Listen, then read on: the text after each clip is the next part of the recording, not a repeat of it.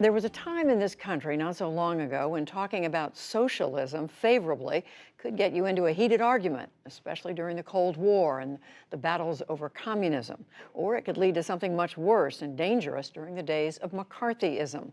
But for a growing number of Americans today, especially younger ones, socialism apparently has a different appeal. In fact, some make the case that it could benefit women especially. Our economics correspondent Paul Solman has this story. It's part of our weekly series, Making Sense, which airs every Thursday. What would our intimate personal lives be like if we had a more secure economic position?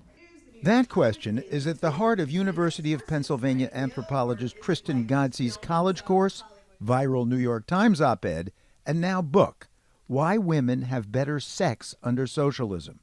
Sure, the title's inflammatory, but Ghodsee insists the free market is failing most women in many ways. All of the housework and the child care and the elder care and often the care for the ill and infirm generally falls on the shoulders of women. If women are consistently having to take time out of the labor force in order to do care work in the home, they're going to be seen as less valuable or less productive employees. So they're paid less, which has meant that so many have been, still are, financially dependent on better compensated men. But not so, Ghodsee argues, under socialist countries we typically demonize. A really key part of what was going on in the state socialist regimes of 20th century Eastern Europe is that they were fully incorporating women into the labor force, and that allowed women to achieve a measure of economic independence that was really rather unparalleled. So states that coerced political conformity and a planned economy also enforced policies to emancipate women.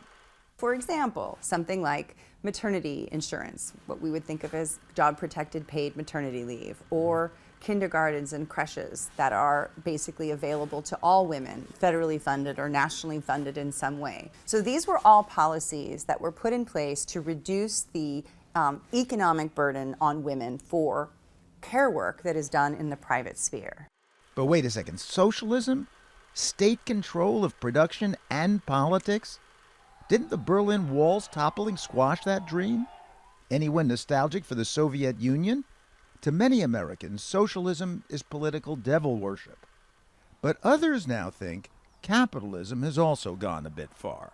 The rising tide should lift all boats, but it hasn't. Certainly in the last 30 years, we can see all sorts of wage stagnation, we see growing inequality. The contemporary moment of capitalism that we're in has created a lot of risk for young people. They're in a very precarious situation because there's so little of a social safety net. Which may help explain why 51% of Americans 18 to 29 hold, according to Gallup, a positive view of socialism. The top 1/10 of 1% now owns almost as much wealth as the bottom 90%. The free market's imbalances have fueled the popularity of self-described socialists like Bernie Sanders and New York Congresswoman Alexandria Ocasio-Cortez. We are here in a generational fight to guarantee health care to all people in this country. We're fighting for a living wage. Now, these are democratic socialists who believe in electoral politics and plenty of private industry, so-called social democrats who back higher taxes, a la Scandinavia, to provide greater economic safety and equality. At the University of Pennsylvania, those beliefs resonate with Professor Ghodsee's students. The reason that nowadays we're so willing to embrace socialism is because our generation and our parents' generation are feeling the failures of capitalism. We are suffering so much financially with going into mountains of debt to go to school. People are having GoFundMes just to afford medical care. Do any of you actually know people who have GoFundMe campaigns? It's a pretty common thing, I think. Certain human rights should not have to be literally begged for on the internet. Now, to some, capitalism seems to treat these kids pretty well. It was exam time, with stress-relieving goats imported to campus. Ivana Berrios is another of Ghodsee's students.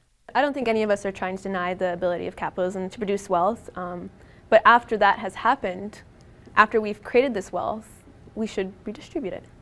Though, of course, redistribution can discourage wealth creation. But what prompted Professor Ghodsee's op-ed, book, and course is what she sees as a particular problem with capitalism: relationships as commodities to be bought and sold. Ever hear of a website called Seeking.com, which matches young women, so-called sugar babies, with successful older men or sugar daddies? It boasts 10 million active users. On this website, one of the pages, which is directly targeted to university students, is called Sugar Baby University.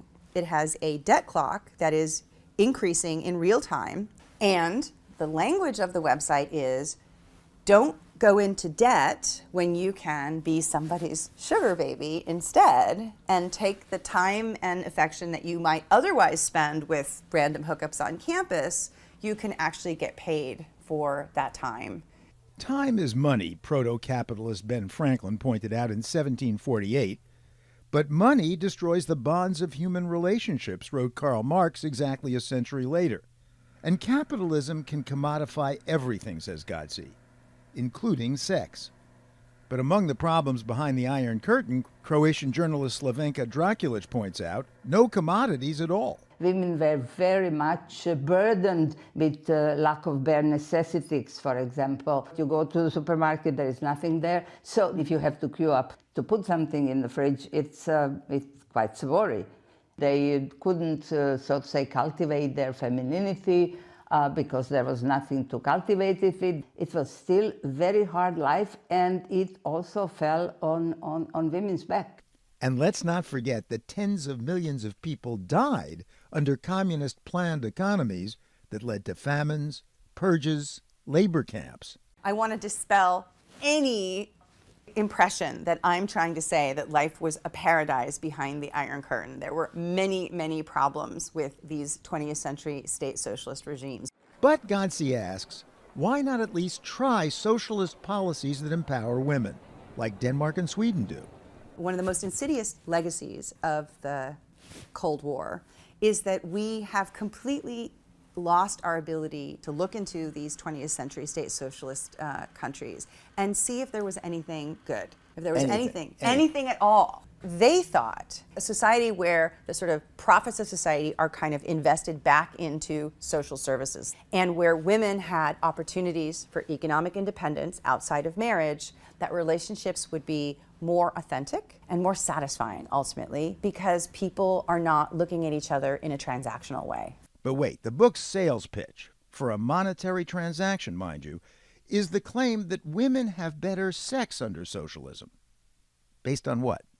In part, on surveys of East Germans before and after reunification. Women and men, too, say that they had much more natural and satisfying, personal, intimate lives prior to '89 than they did in reunified Germany when it was commercialized. I'm only using this word because it's in the title of your book. They had better sex. Right. They had better sex before. Self-reported. But Slavenka Drakulic is skeptical of what East Germans would have told government researchers.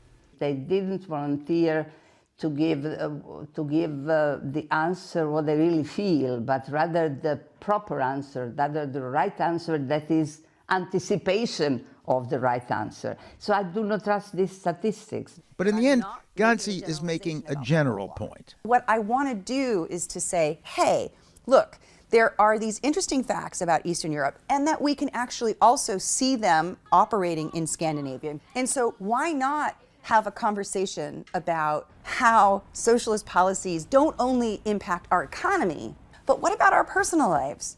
For the PBS NewsHour, this is economics correspondent Paul Solman in Philadelphia.